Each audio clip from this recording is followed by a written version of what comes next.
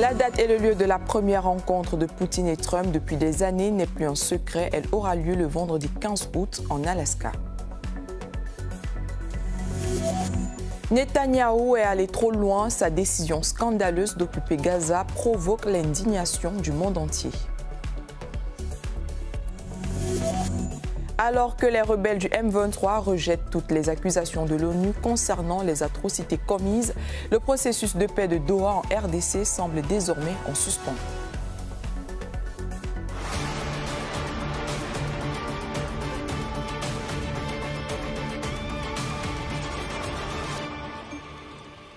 Bonsoir à vous et bienvenue sur RT en français depuis Moscou. C'est historique, la Maison-Blanche et le Kremlin l'ont confirmé. La rencontre entre Vladimir Poutine et Donald Trump aura lieu la semaine prochaine en Alaska, un État au nord-ouest des États-Unis et très proche de l'extrême-orient russe. Les précisions avec Mariam Fedjo.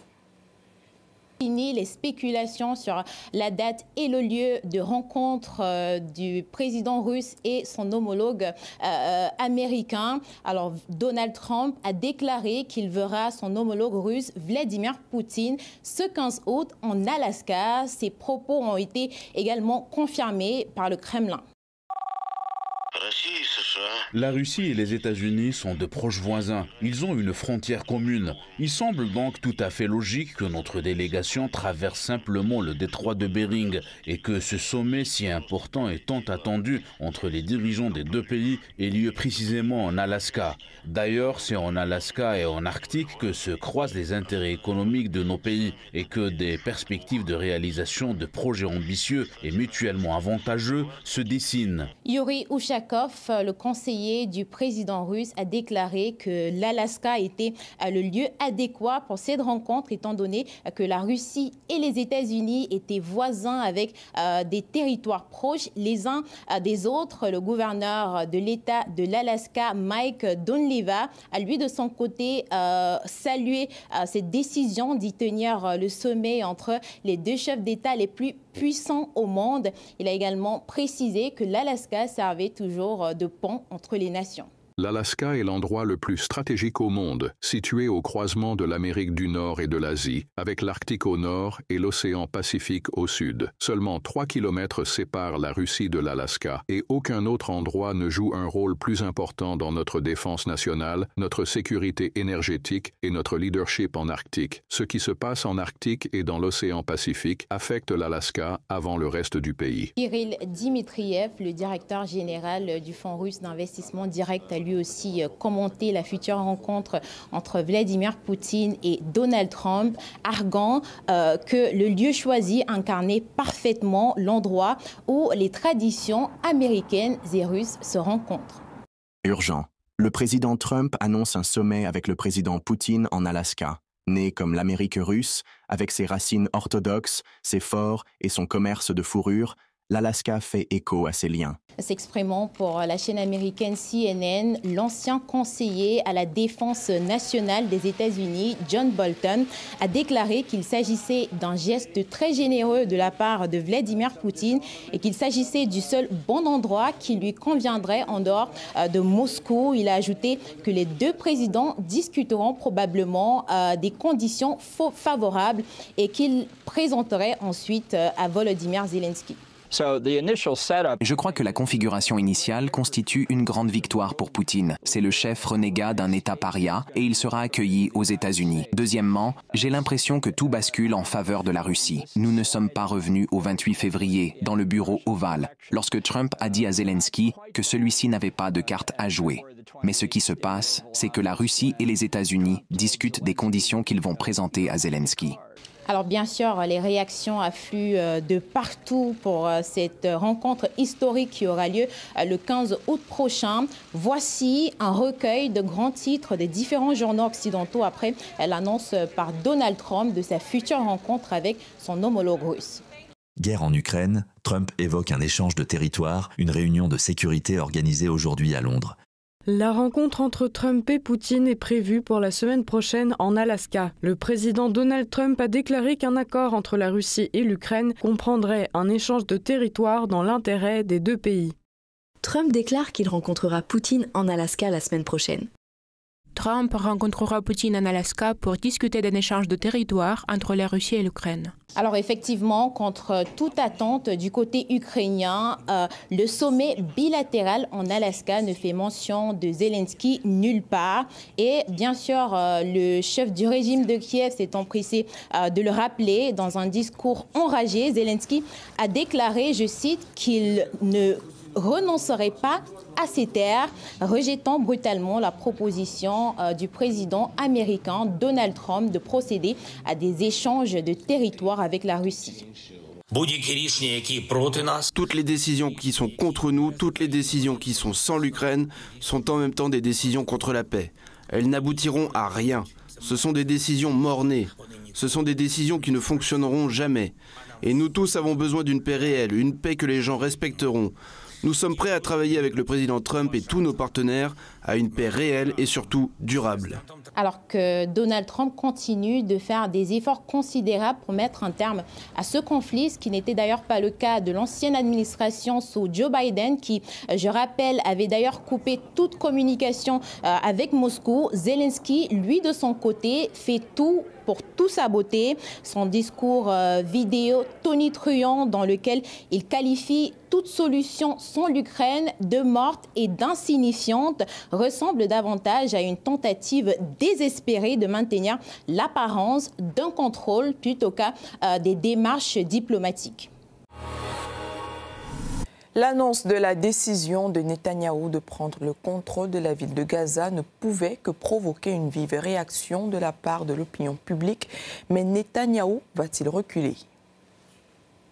Il semblait que la situation de la bande de Gaza ne pouvait être pire, mais l'agonie des Palestiniens n'a pas de limite. Jeudi 7 août, le Premier ministre israélien Benjamin Netanyahou a annoncé son nouveau plan, l'occupation de Gaza.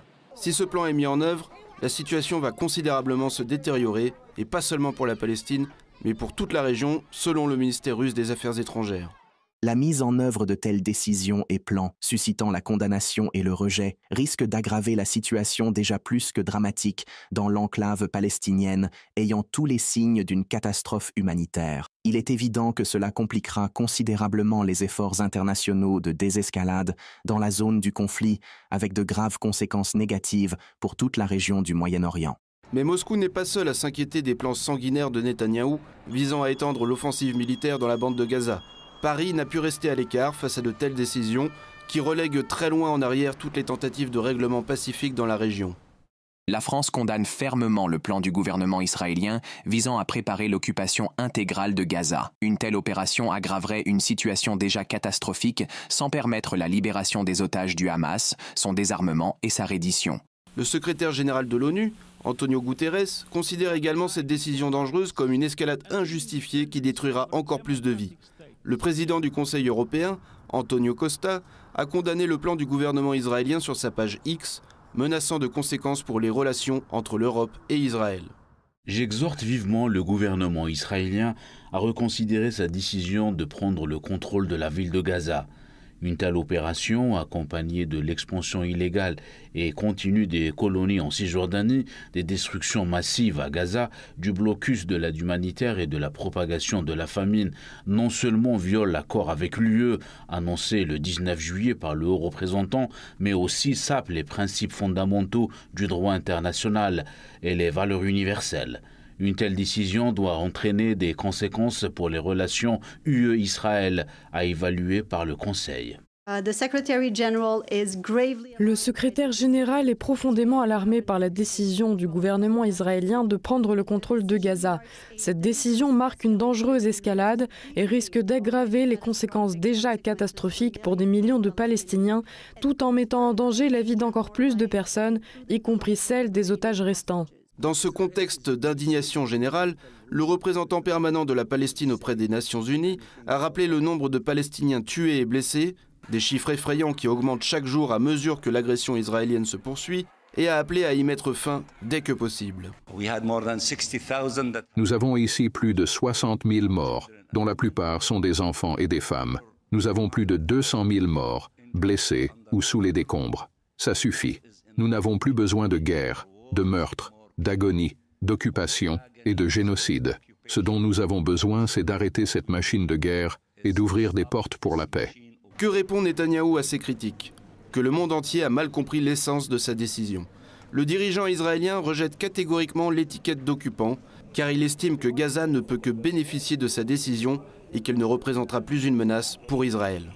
Nous n'allons pas occuper Gaza, nous allons la libérer du Hamas. Gaza sera démilitarisée et une administration civile pacifique sera mise en place qui ne sera ni l'autorité nationale palestinienne, ni le Hamas, ni aucune autre organisation terroriste. Cela permettra de libérer nos otages et de garantir que Gaza ne constituera pas une menace pour Israël dans l'avenir. Sauf que les Palestiniens n'ont pas besoin de ce prétendu sauvetage israélien, même gratuit.